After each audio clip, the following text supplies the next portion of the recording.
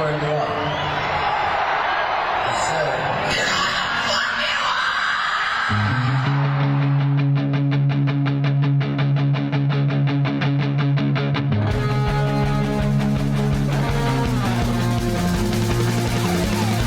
This is Appetite for Distortion.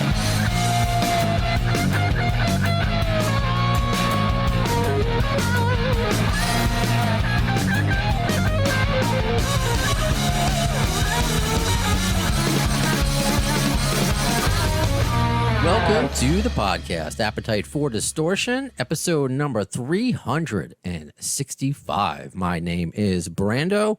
On the line, we have from Whitesnake and Trans-Siberian Orchestra and sometimes Cher, Joel Hoekstra. How are you, sir? I'm doing great. Thanks so much for taking the time out today. You are a busy guy. I think I should be thanking you for taking your time. I was looking at your Twitter, and how many interviews do you have? 25 today, or is that? I think I'm doing 12 today, maybe finishing up those 25 tomorrow. But yeah, I did. You know, it's been quite a week. The previous couple of days have been around that same number each day. I think 12 and 14 or something like that. So, yeah, you know, we're working hard on getting the word out there, but it's a labor of love. It's all good, man. Yeah, right on. And I don't know if you remember, because obviously we're on the phone right now, but during one of your interviews early this week, we got to meet when you were at Q1043. Do you remember? Oh, right on. Yeah. Yeah. Okay, right on, dude. Yeah. Awesome. All right. I know. It's funny because I play producer sometimes. I have my own little podcast that Jim Kerr lets me talk about. So, yeah, you were at Q1043 on Monday, of course, talking about the Trans-Siberian Orchestra, the, you know, big, all across the United States tour that's happening, that's kicking off in November. And if you're in my neck of the woods, it's in New Jersey. But I was wearing, because I'm a radio guy. I don't know why I have a habit of wearing radio shirts from the stations I'm not from. So I was wearing a Chicago, the Loop t-shirt, which you immediately recognized because you're from Chicago. Yeah. So I guess. Yeah, I've thought about getting a Loop t-shirt over the years. Because, you know, I grew up listening to that station. I grew up listening to that and WMET, you know, we had some cool classic rock stations when I was a kid in Chicago. So there's been a couple of times I've thought to myself, I should get a Loop t-shirt. I always liked the Loop. Well, next time you go to a Cubs game, that's where I got mine, bootleg, right outside. Is that right? Okay. All right, yeah. Cool. I wish I could pretend to be cooler. I never worked there. I wish I did. But I guess with that, because you're a Chicago guy and obviously you're traveling all over the country this year with TSO and in your career with Whitesnake and Night Ranger, do you have a favorite city to play in? Is it your hometown Chicago, or, you know, a few cities that maybe mean a lot to you? You know, I really don't. I think, you know, the more you tour and the more you get out there internationally and get around the world, and the more you kind of realize that there's something to be said for every area you get to, you know? So big cities are great, but there's also something really amazing about playing small towns. You know, you wake up and there's one coffee shop in town, and you walk down the street and everything's so quiet. You know, when I live in Manhattan, so I'm used to constant, you know, noise and cars, and so, you know, that can be an amazing thing as well. So I just kind of dig the process of touring and just kind of soaking in, like, wherever it is I am, and kind of the adventure of the day, like making something of the day. Right on. And I don't know if you can tell from my accent, you're from Chicago, living in Manhattan now. I'm from Long Island, Brooklyn. I've always been a New Yorker my entire life. And growing up, I got to throw this in awkwardly because it is what it is. I'm Jewish.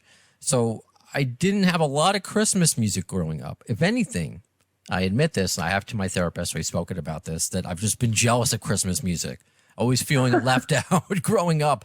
I wish I was trying to be funny. Like, I am trying to be funny a little bit, but it's the truth. Growing up, I felt left out.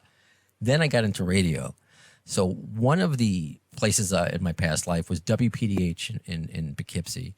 And I just remember playing TSO and hearing it for the first time, Trans-Siberian Orchestra, and just being blown away and being like, yes, Christmas music I can rock to. Yes, I have no problem enjoying this.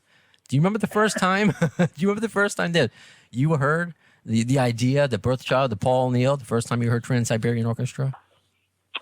I can't cite, like where I was or anything like that. But yeah, I definitely remember it coming around. Absolutely. I remember that moment of going, oh, wow, finally there's a rock band playing Christmas stuff. That makes sense. It's about time for that. It was just really cool. It was just, it's again, there's always that joke that most Christmas music is written by Jews, but I don't get it. It's the truth. Look it up. But at least this is music that we all can enjoy. There was a question I wanted to ask you after you had left on Monday with Jim Kerr. He goes to me. Jim is great. He might have even said it to your manager. He goes, Brandon has a Guns N' Roses podcast. He tries to pimp me out more than I do myself. And he's like, maybe you know the answer. I couldn't find it on the Trans-Siberian Orchestra website. He's like, there's a female guitarist on the West Coast version of TSO that opened for Slash. And the only female artists that I saw on the website were either a keyboardist or a singer. Do you know who he was talking about?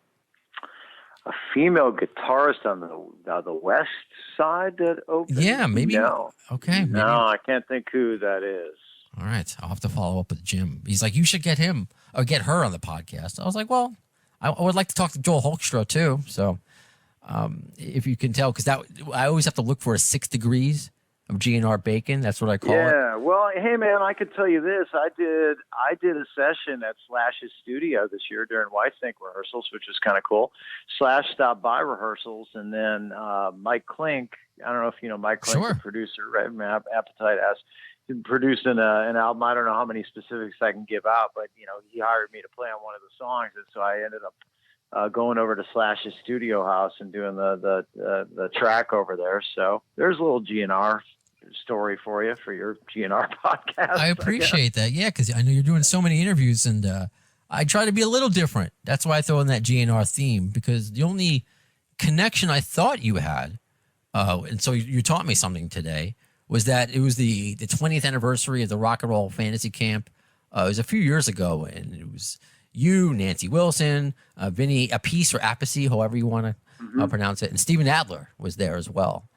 Yeah, I mean, I got ties in with some of the Guns guys. I mean, Adler and I got to play the stuff together at Rock and Roll Fantasy Camp, and then I was also part of a benefit that Nancy Sale, the publicist, puts together in L.A., and I played the GNR stuff with Adler there. And, he's a great cat. He's so much fun. He's just one of a kind, his persona is just, he's such a unique character. And Richard Fortas and I are friends. Richard was with the Dead Daisies when they opened for Whitesnake for like a whole run in Europe. And, we shared the private jet with them. So, we'd private jet every day to the next city in Europe. And so Richard and I know each other pretty well. And, the Guns guys are all great. They're great guys, Duff is, super nice cat. And we've shared the crew with them quite often. So like when Guns was down, Whitesnake would kind of use the GNR crew a lot of times. So, there's definitely a lot of interaction there. And we opened for them once in Mexico. I think it was, trying to think of what the name of that festival was, but Sammy Hagar and the Circle actually played just before us. So Sammy Hagar on the Circle, then Whitesnake, and then GNR. So the great cats. Love all those guys. I love it. I got to start being as cool as you, because I noticed, and I don't mean to make you self-conscious now. You say cats a lot, and you said it during the interview during Monday, like, he's a cool cat. He's a cool cat. And I guess if I say it, I feel like I'm like a poser, but you're actually a genuine rock star. Could be like, he's a cool cat. I'm like, man. Well, I think I'd probably say it so nerdy that I can get away with it. Maybe that's the way. Just something I don't know. My mind and I picked up on. I'm like, I wish I can be genuinely cool and be like, he's a hip cat. People would just look at me like I have 3 heads. I know I'll have you here for just a few more minutes. As we discussed, you're quite the busy guy. But it's interesting, as you mentioned, Richard Fortas, before GNR, he was with Enrique Iglesias. So it's kind of a unique juxtaposition, a word I learned recently. And so I guess I want to ask, how do you feel when you had this experience with Cher and then you're doing hard rock? Is it just does it matter to you? Do you approach the job differently, or is it just, yeah, I don't want to answer for you. How do you approach maybe, or you Well, just the yourself? attitude of always trying to do your best, that remains the same for anybody with all that stuff. I actually know some of those guys as well, the Enrique camp, my friend Van Romain, the drummer, is the music director, and he's actually Van is. If you look up on YouTube that cover, I did a Abracadabra with Arnel Pineda from Journey and Billy Sheehan, and Van is the drummer on there. Oh. So so there's tie-ins all over the place. It's kind of a small scene in a lot of ways. So I'm sure Richard's approach to Enrique and my approach to Cher is the same type of thing, where it's like one of those things where you maybe didn't picture that's what you were getting into guitar to do, but it's also kind of this cool experience that you go through and you go, wow, this is great. We're playing arenas and huge shows and getting treated well and having fun with other killer musicians. It's great to network into getting other work out of that. And I'm sure Guns N' Roses probably feels a lot more like home to him as Whitesnake does to me, just being able to be like, all right, yeah, this is kind of what I grew up listening to now. So, Sure. But nonetheless, those are great opportunities in life to have to play big gigs. And that's nothing, to take for granted at all. So you're definitely trying to hit it out of the park and do the best you can. So then let me ask, and you may have answered it already, because I want to pick your brain a bit as a seasoned veteran, of the musician guitar world and traveling, because I see a lot of articles posted about like Nita Strauss, how she left, or parted ways, however you want to phrase it, Alice Cooper to work with Demi Lovato. And is it kind of the same thing where it's like, here's this great gig, like you with Cher or Richard with Enrique?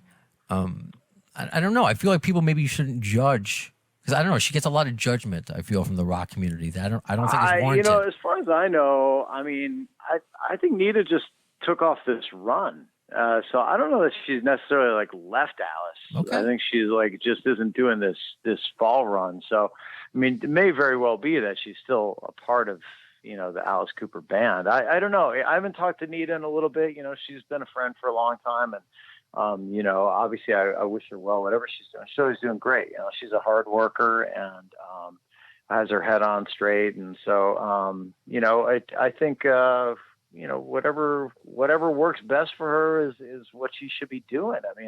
It's, I feel like pop gigs in general, they are more about the actual pop star, and that's no big surprise, right? Sure.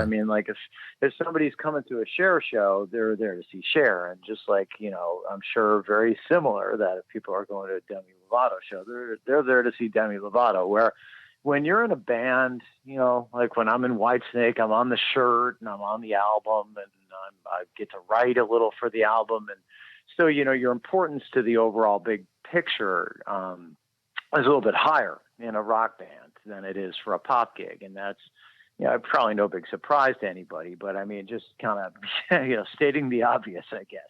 Sure. So, that's the kind of thing that for me makes me a little bit happier. So even if you're not, whatever, if I was out playing for a pop star for, gigantic crowds every night, but nobody really cared who the guitar player was, or, then, maybe that takes it down a notch or two in my eyes, and being a part of something that is like the music that inspired me to play guitar and, getting my individual name in there a bit more and having a little bit more of an artistic say so and what it sounds like. And, then that obviously is going to mean a bit more. Very cool. Very cool. And so it really doesn't matter, I think, as long as the music is good and the person is talented, which you clearly are. If you go from, again, I hate to keep bringing it up, Cher, then Whitesnake, Night Ranger, and then TSO, Christmas music. It doesn't matter. It's all great. It's all Joel Hoekstra. So I want to mention, so people, they may not know, because if you want to go to Trans-Siberian or trans-siberian.com, all the dates are up there. East Coast, West Coast, you guys has all these years have donated so much money and given to charity. $1, I believe, from every ticket. So over $18 million, I'm reading right here, has gone to worthy charities throughout North America. That being said, I do want to ask, because I have listeners on both coasts everywhere. anything about international? Because I also have listeners in Scotland and Ireland and Australia and Canada. So I'm just curious if TSO ever wants to go global, like Santa. You got to go around the world.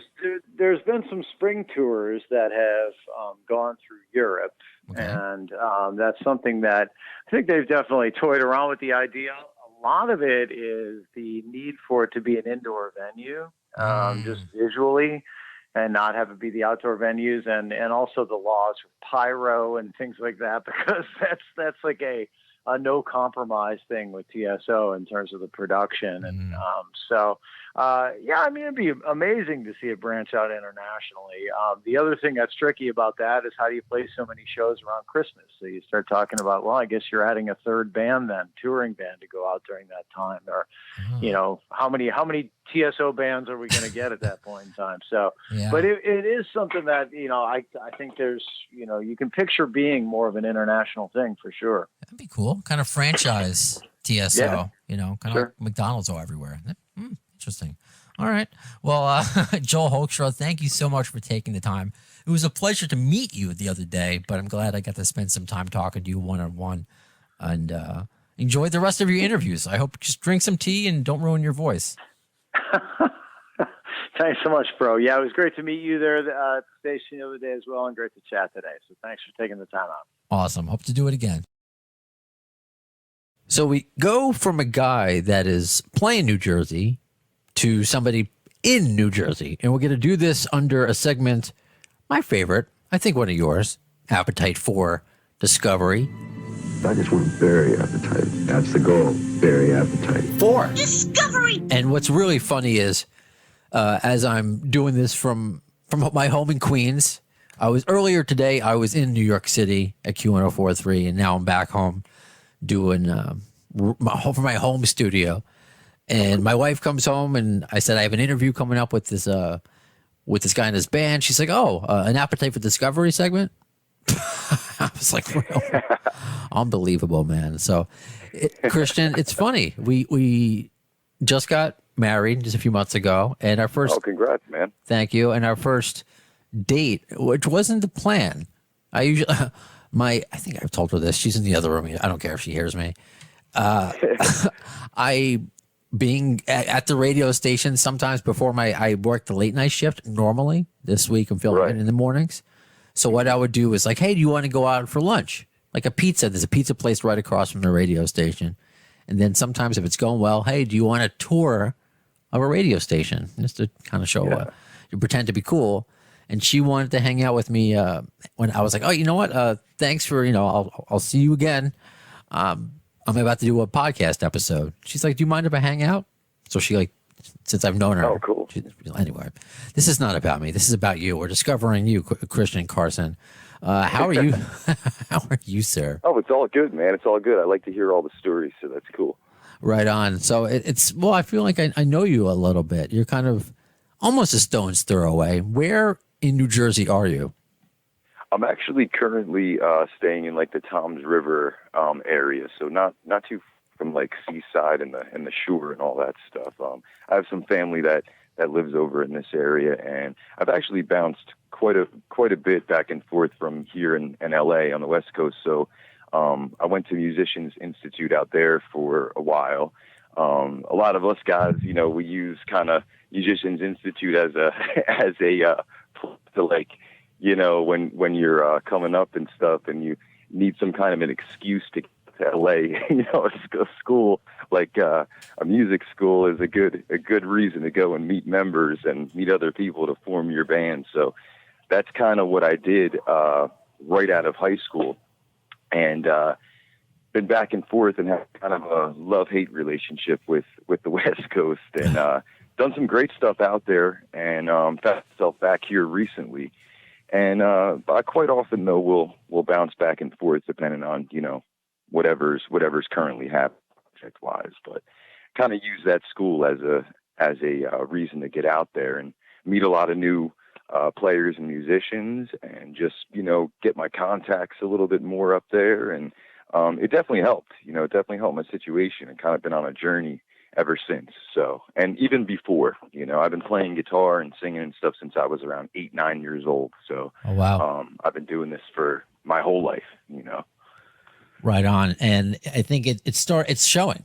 And what's interesting, because you've been doing this your whole life, and one of the reasons why you're on here today is your debut solo album, because you've made a lot of music with a lot of people, and of course your band Commonwealth. For people in my area that I'm sure, because you're what, do you want to call yourself local legends in New Jersey? Is that too much? Whatever. Hey man, we've heard all kinds of titles, you know what I mean? Okay. But whatever you want to call us. But yeah, we're definitely from this area. I mean, most of the band is from New Jersey, and from the Toms River area. So you could say that. Then how did you meet? It's funny. My very first interview ever professionally, Bumblefoot, who just I felt a kinship because he's also from Brooklyn. That's where I was born. He's Jewish. Right. It made me, I was like, oh, this is a Jewish rock star. Cool, man. In Guns N' Roses. So he produced, or he's actually on many tracks, played guitar in tracks. Kind of tell us about meeting him and his involvement in your new album. And it's hashtag vice versa, by the way, not to cut you off, or is it just vice versa? I'm sorry, what'd you say? What's that? The debut solo album, is it hashtag vice versa? Is that how we're saying it? Oh, it's just vice versa, but we do use the hashtag vice versa for all the social medias. You know how that goes, all the social media sites or whatever, just to find anything. If anybody looks up, anything, hashtag vice versa, it'll come up, but just vice versa. Okay, because that's how it was written in the email. Okay, so then... Oh, okay, yeah, Amy probably sent it to you like that, yeah. Gotcha. So then clear up the email, Max. And then I want to know about your Bumblefoot's involvement, because he did some engineering, producing, guitar. How did you meet, how did a New Jersey guy meet the Brooklyn guy? Well, I got to say, man, it's a pretty cool story. Let me see where, how it all really started. When I formed Commonwealth, we would always I had some mutual friends with Bumble. So like Mike Orlando of Adrenaline Mob. Oh. Couple other guys, JD from Black Label Society, who's also featured on the new album. So I had a couple mutual friends with Bumble. And at the time I was working with Mike Orlando in the studio, actually working out some of the demos and some tracks for what became this album. And Mike had to go on tour with Nocturnal, which is another band that he has with Mike Portnoy. Is Billy Sheehan in that band? Actually, no, not Billy Sheehan, but it's Mike Portnoy and a couple other great musicians. The whole band is incredible, but they were going on tour in South America. So the Sons of Apollo, Sons of Apollo, that band. That's Bumble's band with Portnoy also, who's in Portnoy's in a lot of projects, but wow. Okay, and it's funny. We'll end up mentioning. I'll end up bringing up Sons of Apollo probably as well. But at the time, I was working with Mike Orlando, and he was leaving for tour with Nocturnal, so we had to kind of cut our sessions a little bit short. And when we started tossing around names to say, who I should maybe go finish this up with, and who would be really great for it, Bumble came up, and he is such a great guy, man, and just probably one of, if not, I'd say definitely one of, if not the nicest guy in this business. He's just a great, great guy. Of course, an amazing musician, but as a person, you'll really never hear anybody say anything bad about the guy. Such a good dude. And he really, really, really kind of like took me under his wing and helped me with this album, which I couldn't be, more honored and humbled to have him and be a part of it. I mean, I also, grew up a Guns N' Roses fan, of course, and I was a fan of a lot of Bumble's solo stuff as well, and his work with some of the Chinese Democracy, like Era and stuff. I mean, it's so cool to be able to bring those things up to him and ask him about those times when we're in those sessions, because I'm such a fan as well, But his name got brought up, and between me and Mike Orlando, and I was in contact with Bumble through like email, and we'd hit each other up once in a while, send him like the latest Commonwealth video and stuff, and he'd always give me some cool feedback on it. And when I brought up, doing the album with him, he happened to be open and off the road for a little while. So I jumped in the studio with him, and yeah, man, he's on multiple tracks on the record, playing guitar, and he also, engineered the whole album, and he really did help me produce a lot of a lot of the material too. So he's wearing multiple hats, you know, on vice versa. And like I said, dude, I just couldn't be more honored to have him, you know, as a part of it all the way around. So really, really cool. Really cool. It is. It's kind of like your own personal Chinese democracy in a way, but it's coming out. in a way. And it's funny because it kind of took me like a decent amount of time to do it. Not anything near democracy time, but with the pandemic and stuff, like smack dab in the middle of when this was kind of going on, it definitely made things a little bit more difficult at times.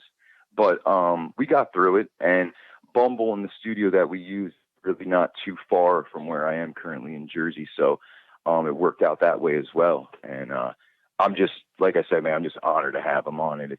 It's definitely really cool. And being a fan myself, it's one of those things sometimes where you're like, man, is this really kind of a pinch yourself kind of moment, you know, where you're like, man, this is what's going on, you know? And it's just, it's real cool because you're such a fan at heart, you know, you never lose those feelings. You know, really, really cool. And that's something I still remember to this day. Again, my first interview ever. Jeez, it's like over a decade now. This is when I started up in.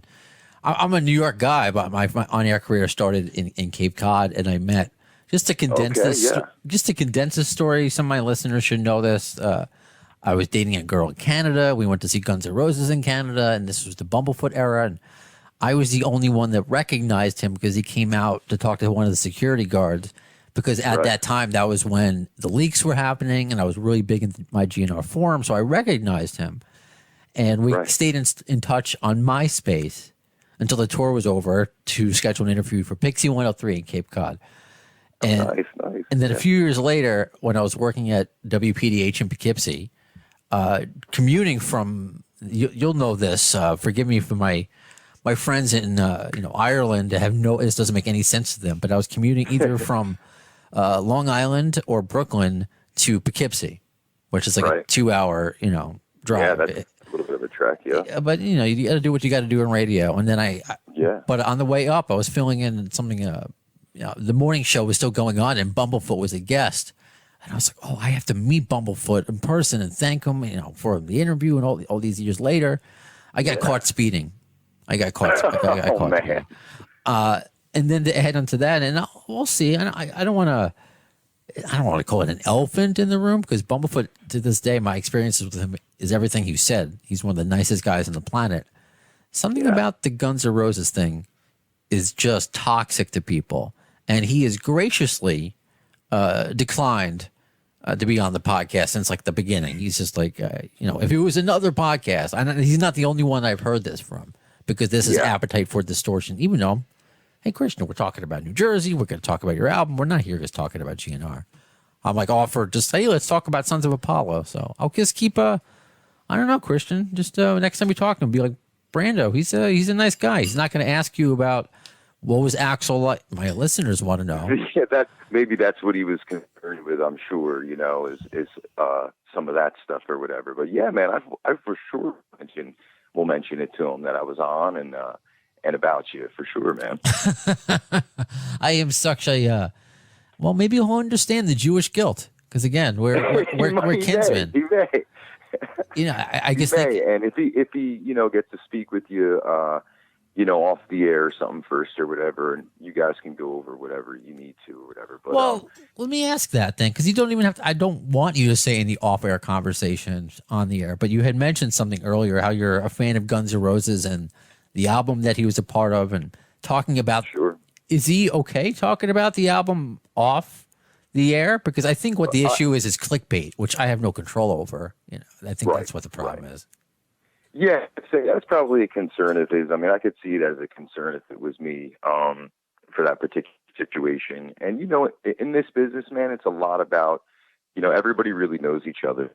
And it's, you know what I mean? Everybody really knows this one and knows that one. And I think sometimes it's hard to speak about things like that, in such a public forum. Sometimes it's good to keep some of that stuff to the vest, close to the vest. But I don't have want to push say, it. I just want to talk. I just want to talk to him Yeah, as sure, man. I'm Ron sure, to and you Brandon. seem like a really great guy, dude. I'm sure that you wouldn't, cross any lines with him or whatever. And honestly, man, what he could respectfully just say, I Pass. don't want to answer that at this time, but Yeah. you know what I mean? Maybe sometime in the future or whatever. So there's always ways to still Sure. Well, kind of dip out of the question if you really need to, Well, again, But- enough about me. I want to know, what did he bring? I know I have to redirect. What did he bring to your album that you were like, whoa, my brain would not have even gone there? Because I think that's what a lot of Chinese Democracy did for me and probably a lot of fans. Like, I just didn't expect to hear certain guitar sounds. I'm like, it really just opened my eyes. Absolutely. So what?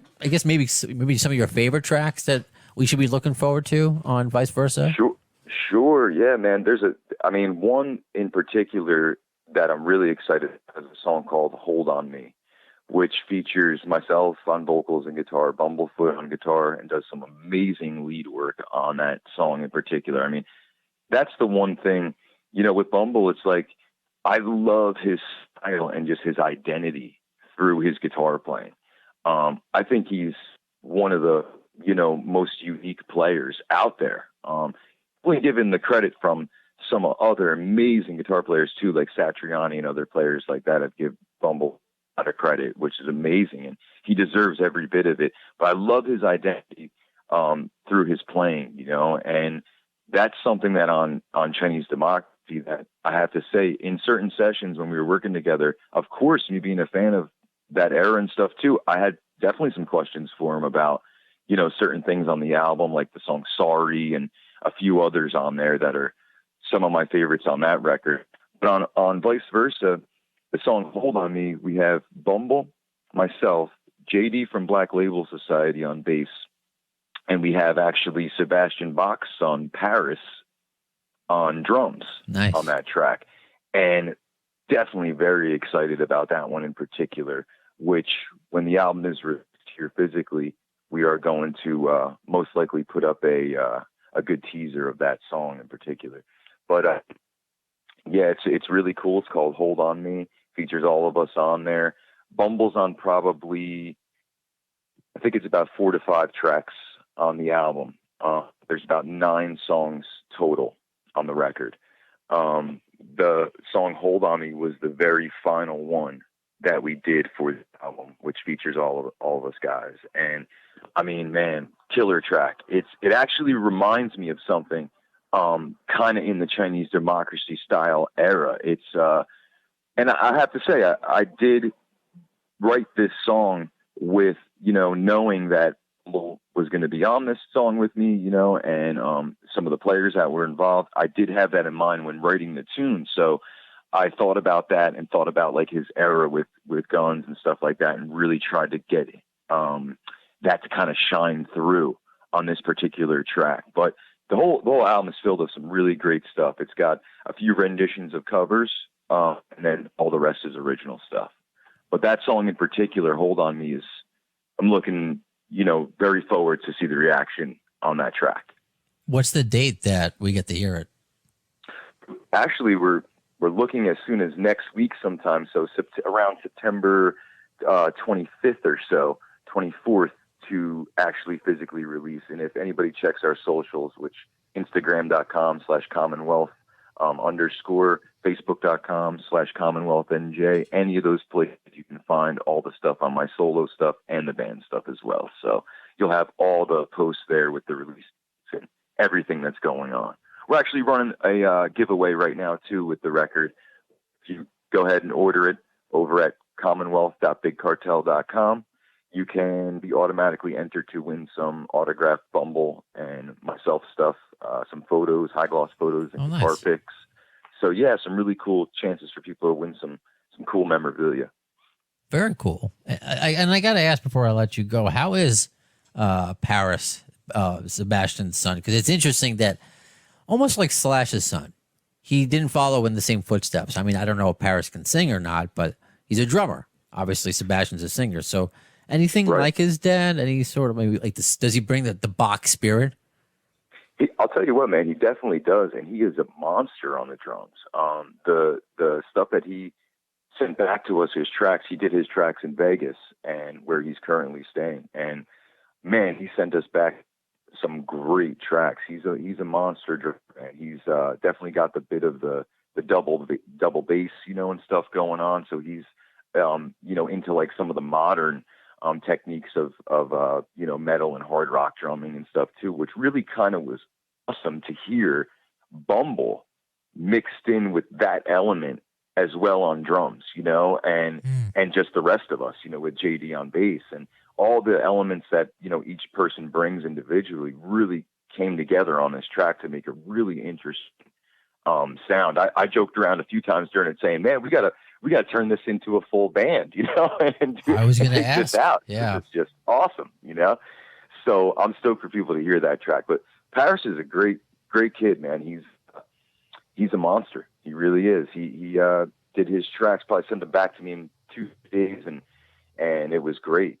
He killed it on the track. So he's a good guy. Any plans to, I know it's not a full band technically, but any plans to tour, do some live shows with this stuff? I have to say, absolutely. Fall right now, I am being booked for some stuff for fall. So like I said, if you head over to our pages or near our social media stuff, you'll be able to see all those dates and stuff that are going to be coming up.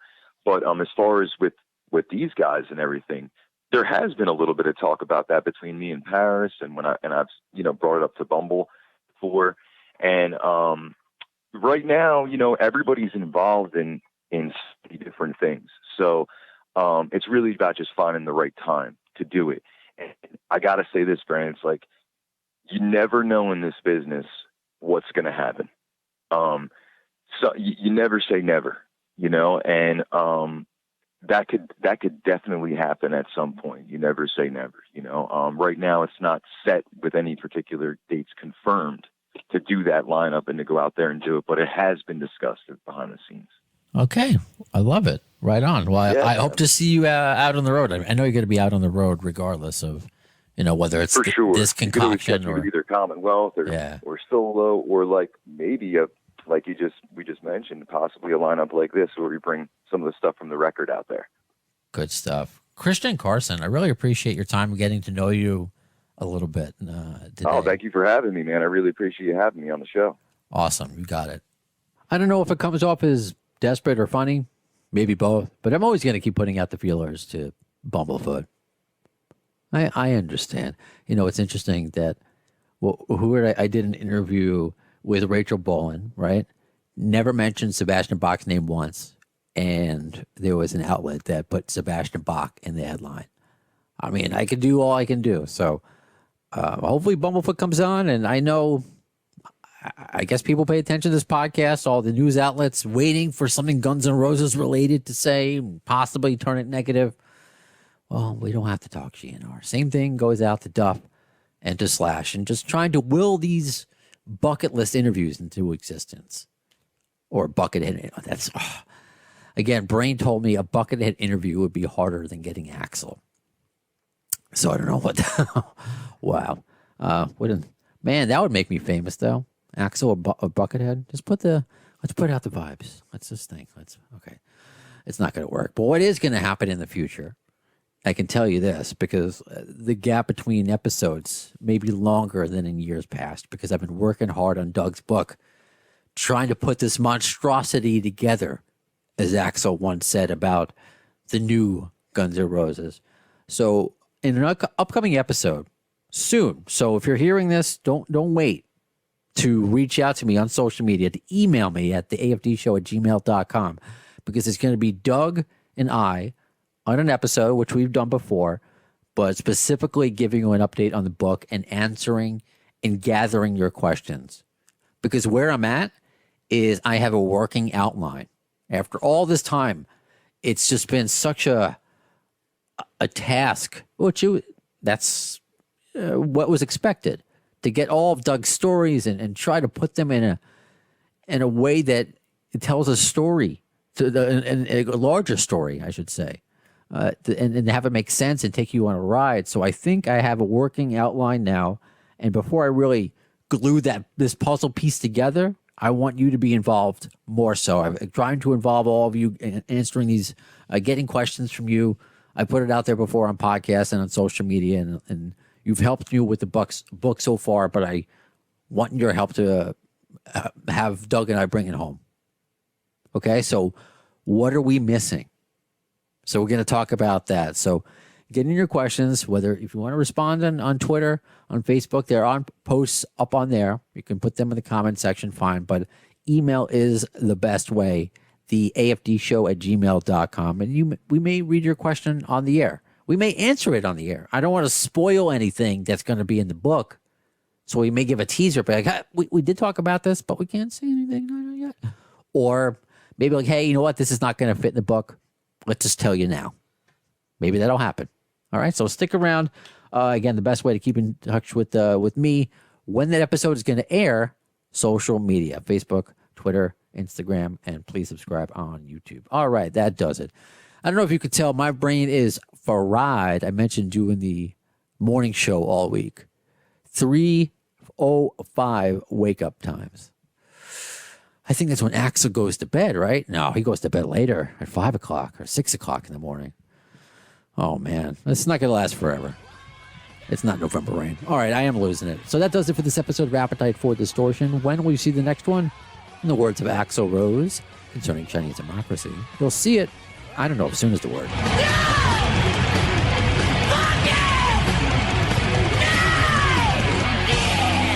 Thanks to the lame-ass security, I'm going home.